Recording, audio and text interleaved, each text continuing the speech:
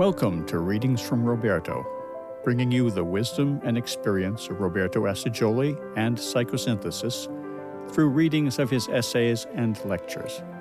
We hope you enjoy this and gain a benefit that can be shared with others.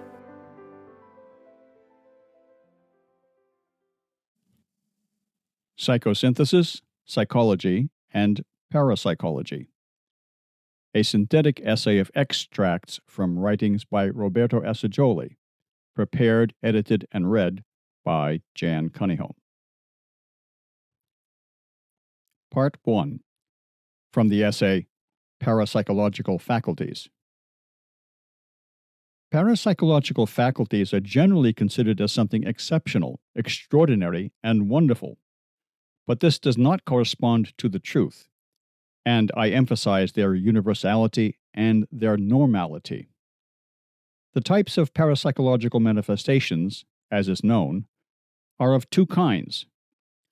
The first is that of extrasensory perceptions, or receptive manifestations, that is, clairvoyance, psychometry, telepathy, and premonition, both waking and in dreams. There are now thousands of well-demonstrated cases, and the proof of their existence is now confirmed. The problem now is that of their nature, their way of acting, and so on. And there is serious difficulty in distinguishing the genuine parapsychological elements from the products of the unconscious. I will speak a little more broadly, or if we want, less schematically, about the other group of parapsychological faculties, the projective ones, because they are those over which we can have the most control, and for which we therefore have a direct responsibility. For the most part, we let them occur without realizing their existence and their beneficial or harmful effects. To be realistic, each of us should consider ourselves as a transmitting station of vibrations, emanations, and influences of various wavelengths. To continue the analogy, transmitters that can emanate very different vibrations and influences. Thus, everyone transmits continuously, whether they realize it or not, whether they want to or not, at all levels of their being. There are, first of all, the magnetic emanations that come from what the Orientals call the etheric body, of whose existence there are, in my opinion, by now, various demonstrations. Numerous visionaries describe the aura, an emanation of subtle vibrations that come out of the physical body and propagate to various distances. There are emanations that healers possess to a special degree, and even the reality of magnetic healing is beyond doubt. But it is not true that these emanations are exceptional, because everyone has this power to some extent. Aside from experiments, some people are known to have a beneficial influence on the flowers they handle, and are able to keep them alive longer, whereas others make them wither immediately. Furthermore, many of you will have observed that the company of certain people takes away, devitalizes, or sucks energy, so to speak, whereas the company of others stimulates and helps. And it is not certain whether it is only weak, sick, or elderly people who take energy away. Children do this also, and this is justified. But also, some exuberant and very lively people are often tiring. This is a form of unconscious magnetic vampirism, and it is good to know it, both in order to be aware of those who exercise it and not to exercise it ourselves. At another wavelength, so to speak, that is, at another level, there are emanations that can be called by the general term psychic. These are at the emotional level of our nature, and they too can be positive or negative, individual or collective. Waves of panic, fear, irritation, and combativeness are sometimes epidemic and infectious, and are also produced without the use of normal senses and words. The same is true of the power of thought and imagination. The transforming and creative power of thought and imagination is well known, and has been demonstrated in various ways, so I will not dwell on it. I will say something more about telepathy, that is, the remote influence and transmission of psychological contents. Phenomena of spontaneous telepathy have been recorded by the thousands, but even the scientific experiments carried out in this regard have given undoubted results. Then there are the higher manifestations. Everyone who has had a vivid religious experience has also experienced parapsychological phenomena. There are many known cases of beneficial radiation without the medium of the senses. In reality, we must consider ourselves, as it were, as fish darting about in a psychic sea. As psychological beings living in a psychological way, which is just as real to us as the external world is in relation to the physical body. Between this psychic world and our individuality, our personality, there are continuous exchanges in both directions, from the psychic world to the collective and individual unconscious, and also to consciousness, and then from the unconscious and from the consciousness to the outside, that is, both receptive and projective. Now, many facts suggest that these exchanges in the unconscious are continual and normal. But what is not so frequent and so well known is the passage from the individual unconscious to the field of consciousness. In fact, the passage from the personal unconscious to the collective unconscious is much easier than from the individual unconscious to the waking consciousness. This is the field of the unconscious that we have in common with animals, this middle area of ordinary humanity. The upper zone of the personality, also called the superconscious, is that of the highest humanity. And here is the spiritual self, what is commonly called the soul, the immortal spirit, or the divine spark. This is partly within the field of the personality, but in part it is in direct communication and contact with the ocean of spiritual life, with the divine life. Part 2, from the essay Psychology and Parapsychology. There is no clear-cut difference between normal psychological functions and activities, on the one hand, and supernormal parapsychological or spiritual faculties on the other. This is a fundamental principle which is good to realize. There are many intellectually hypoconscious or underconscious people, and they are the majority of normal people. There is a large minority of intelligent people and a smaller minority of genius people. Then there are a few true geniuses. Well, who can make a clear distinction? It is not possible, for there is, I would say, an intellectual spectrum from the subnormal to the genius. The same mind, the same human intellect, in different proportions and percentages, is found in different individuals. These are differences, which in a sense can be called quantitative. The same can be said for aesthetic qualities, for example, drawing or music. There are those who have them in a rudimentary way. There is a majority who can appreciate, who have some sense of aesthetics, albeit rudimentary, or other elementary questionable forms, but who feel the rhythm, and still others who really appreciate music of a higher type. Then there are the connoisseurs, the good musicians like the Italian conductor Toscanini. So there is a developmental continuum of these human psychological faculties, from the lowest to the highest. The second point, which is a clarification of the first, is every normal function has corresponding parapsychological and supernormal faculties. What takes place within the sphere of individuality also takes place outside it. That is, the conscious self, while normally perceiving what is within the sphere of its individuality, can also perceive influences and currents that come from outside it. For example, the sensation of touch has a parapsychological counterpart in psychometry.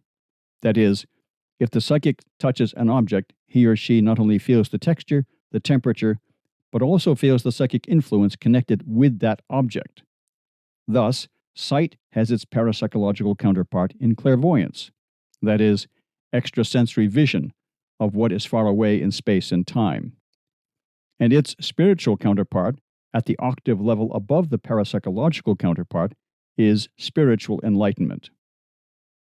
Many people who have had a spiritual awakening talk about light or illumination. In some cases, there is also a combination of objective light and parapsychological sensations, and the internal senses of enlightenment, vision, clarification of problems, and so on.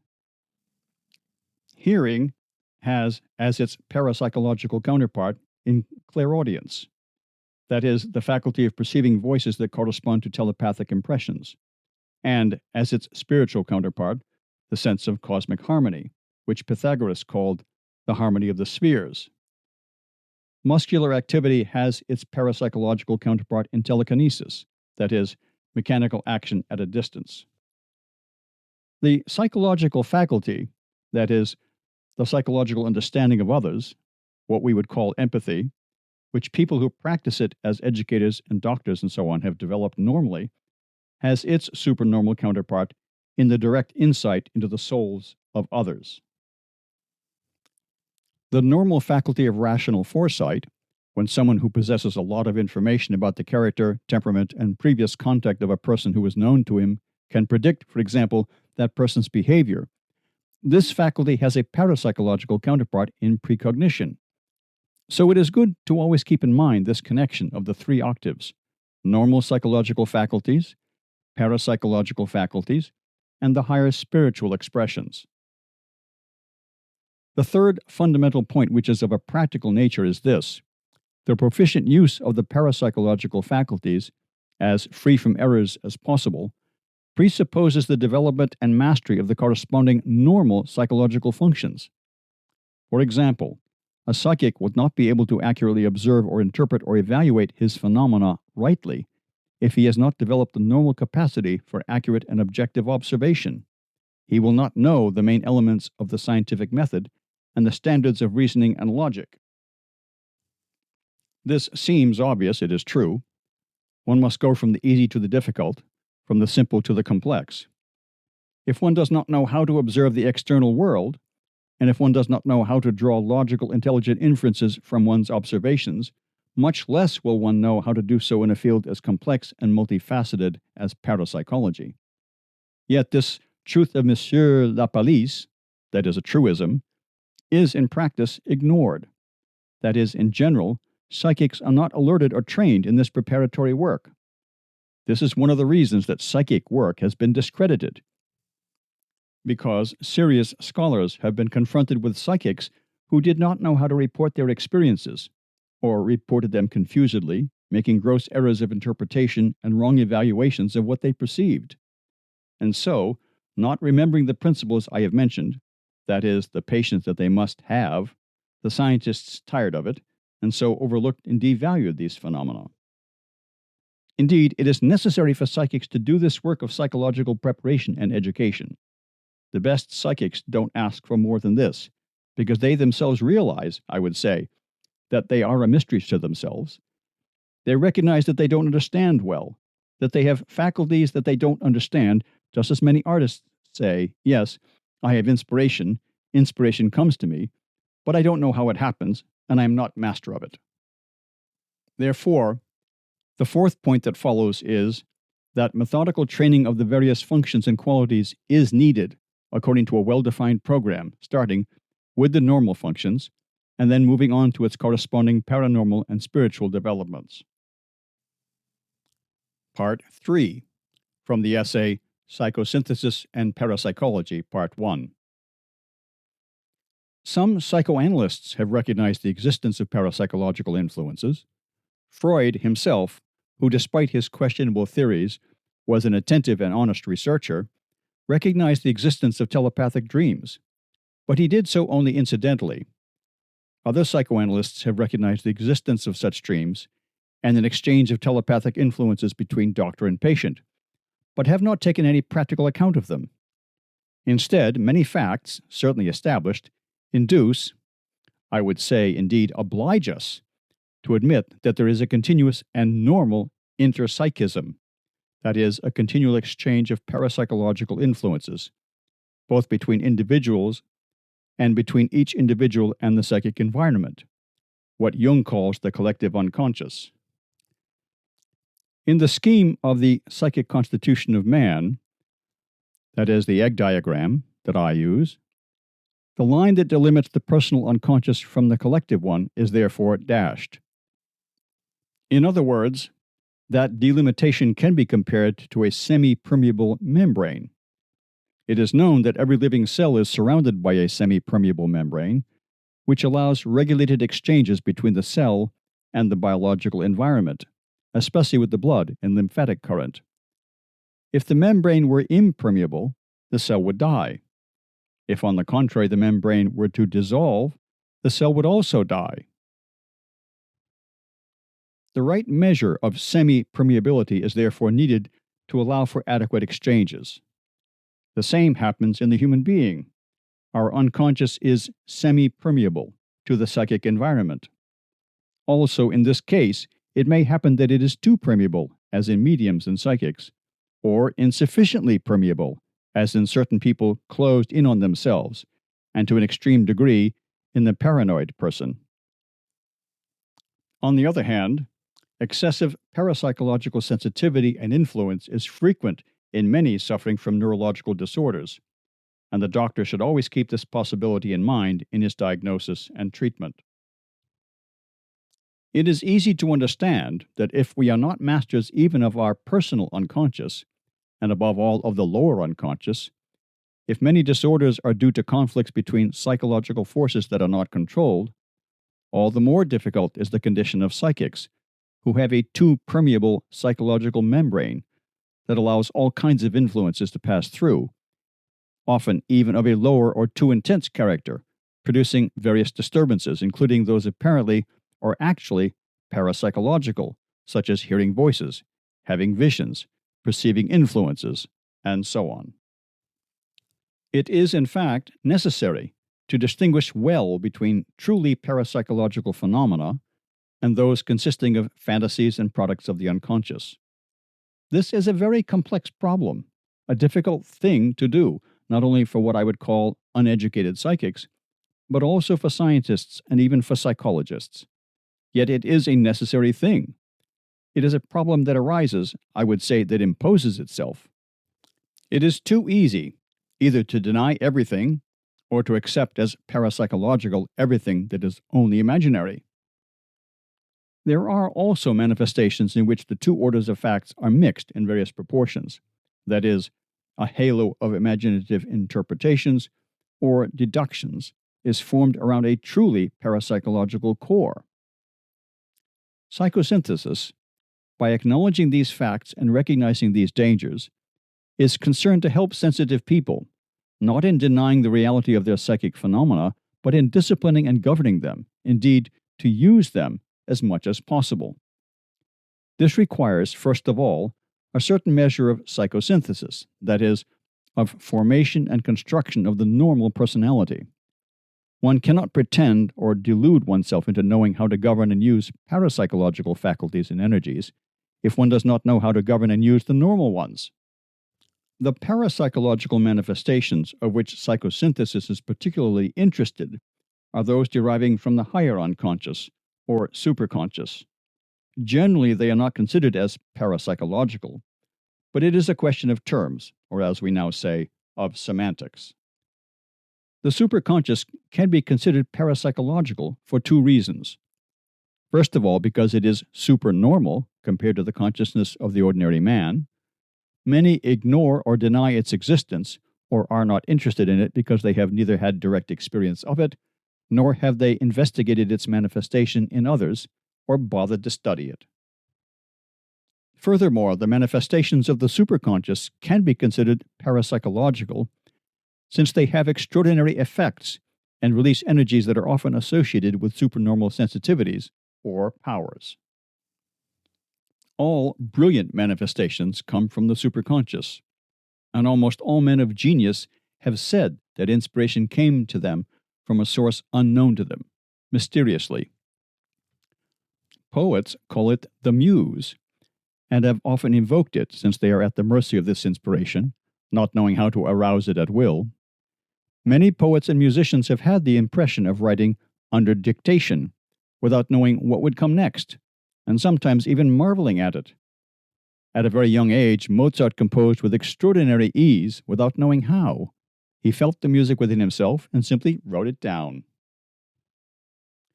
Perhaps the most beautiful expression of this fact is that of Dante, who wrote, "I am one who, when love breathes within, give ear, and as he prompts, take mode and pitch from him, and go and sing his mind to men."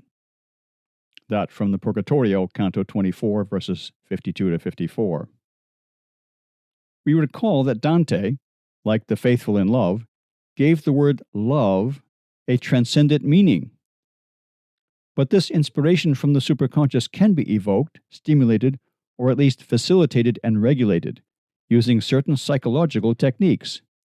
In psychosynthesis, these techniques are experimented with and developed. However, the supremely and essentially parapsychological reality is the spiritual self, the soul. It is a strange paradox that, while everyone has it, most men do not know they have it. Indeed, today, many actually deny it. There is also the fact, also paradoxical, that for many of those who admit that they have a soul, this remains a simple theory, a belief, an act of faith. But in life, they behave as if they did not. At least, for them, there is a separation, a dualism between themselves and their soul. They turn to it, if they do, as an external and superior being, while the admirable reality is that we are souls.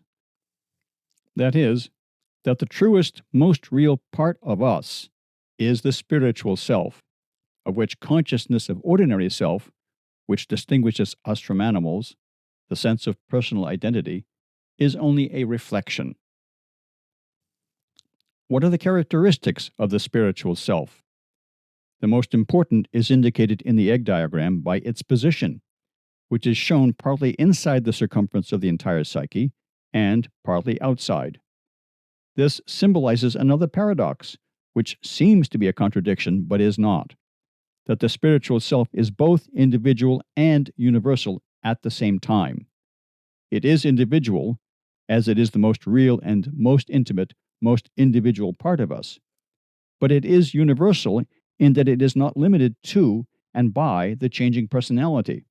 It is not involved in the continuous flow of the psychic current, in the conflicts and combinations of the various biological, emotional, and mental energies and activities. Parapsychology, confirming the teachings of all the great spiritual masters and the fundamental doctrine of all religions, has collected a wide range of facts that tend to demonstrate how the soul, the spiritual self, can temporarily free itself from the body, splitting by location, and survive its dissolution. The broadening of consciousness, the ascent of the conscious I to identify with the self, is the greatest possible achievement for man. This is the goal that psychosynthesis proposes, and the path it helps to take. Part 4, from the essay Psychosynthesis and Parapsychology, Part 2. Psychosynthesis includes parapsychology without reservation in its integral conception of the psyche and in its techniques of strengthening all functions, bio, psycho, spiritual. This inclusion is one of the characteristics that most differentiate psychosynthesis from other psychological conceptions and from other methods of psychotherapy.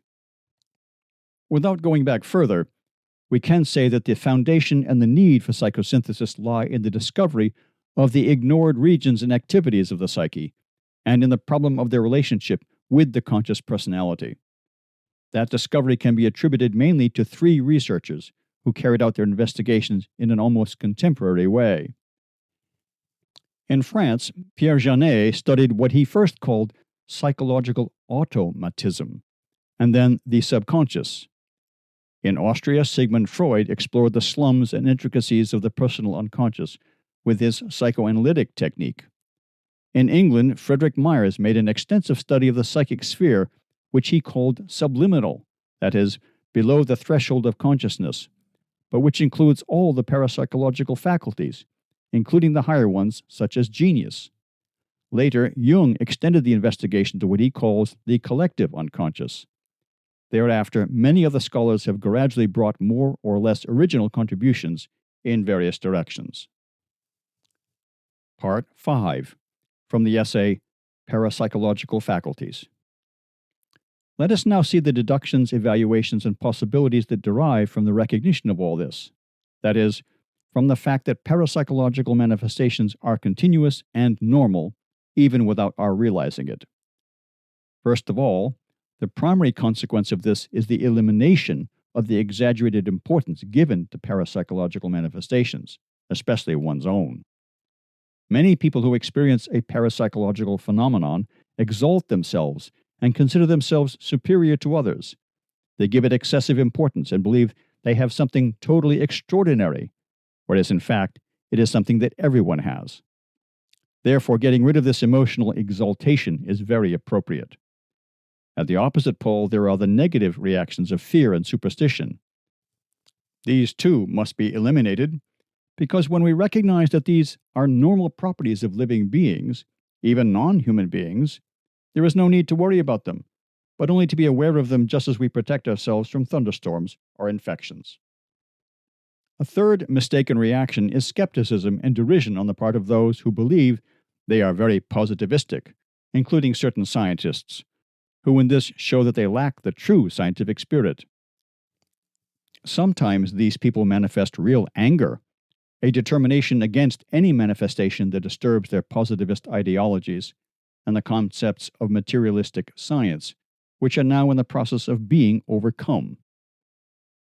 Once these wrong reactions have been eliminated, the right attitude to take is first of all that of paying attention to these facts, of realizing them and recognizing them. And this is very difficult, particularly in relation to knowing how to discriminate what is genuine from what is appearance, that is, purely the work of imagination. This is difficult because there is no clear distinction. There is no black and white. We cannot say, this is parapsychological, but that is not. There is often a mixture of one and the other. For example, many dreams can have a genuine parapsychological core, and then an elaboration that is fantasy. This is precisely the task of science. But the most important thing for each of us is to master these faculties, both the receptive ones, impressions that come from outside, as well as those of radiation. The former may be called influences, the other exfluxes or emanations. Educators, parents, and doctors ought to recognize and respect and correctly guide the spontaneous faculties found in children and the sick. The parapsychological faculties show unsuspected possibilities of knowledge and action, demonstrate the independence of the human psyche from time and space, and therefore from the laws of matter, and therefore they open the door to recognition not only of survival, but also of immortality.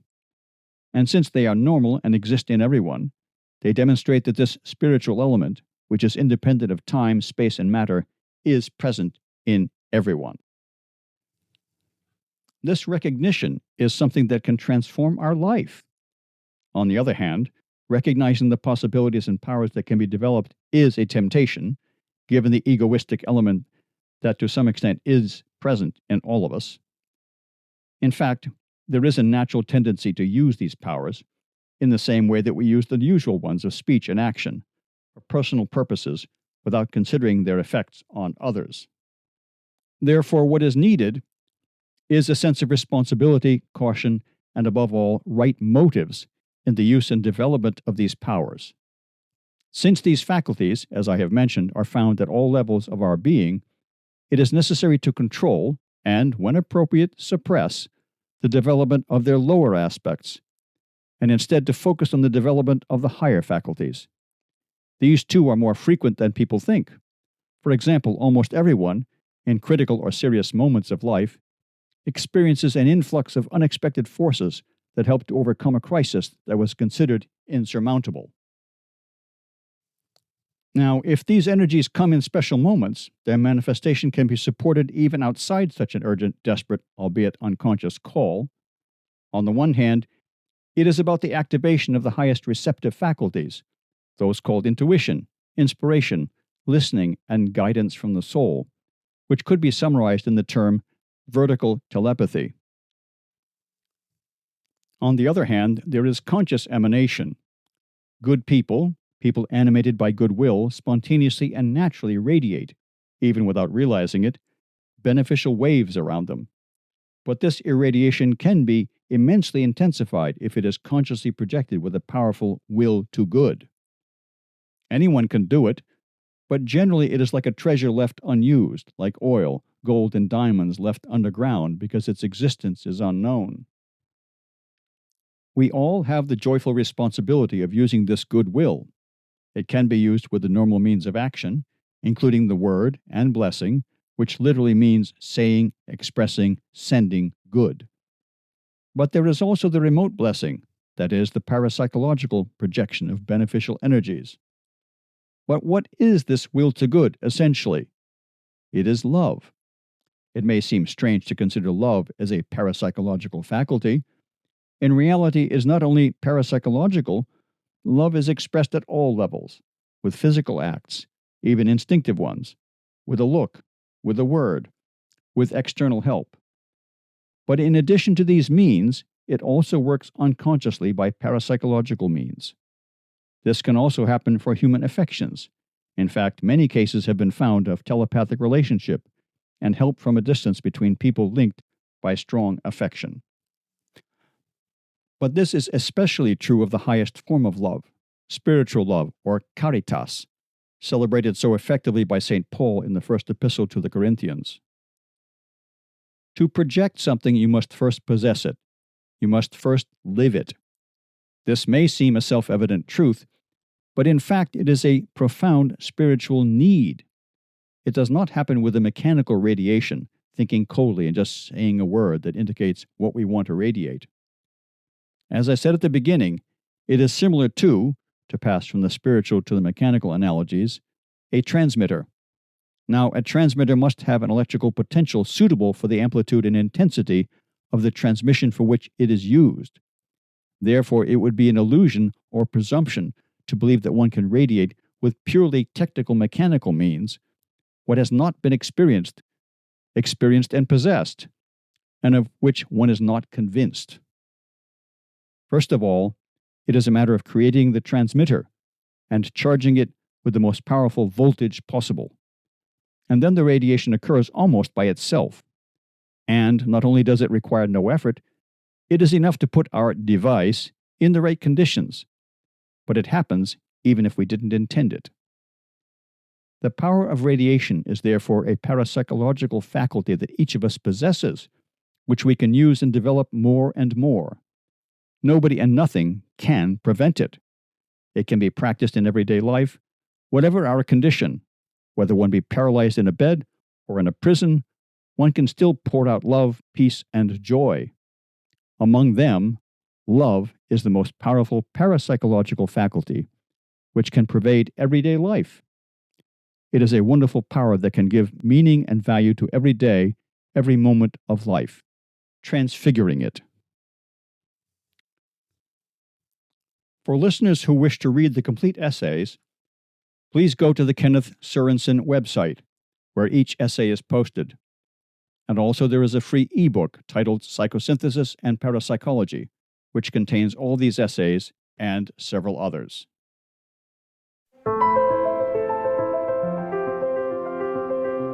Thank you for listening to Readings from Roberto, and we hope you will tune in to our next reading.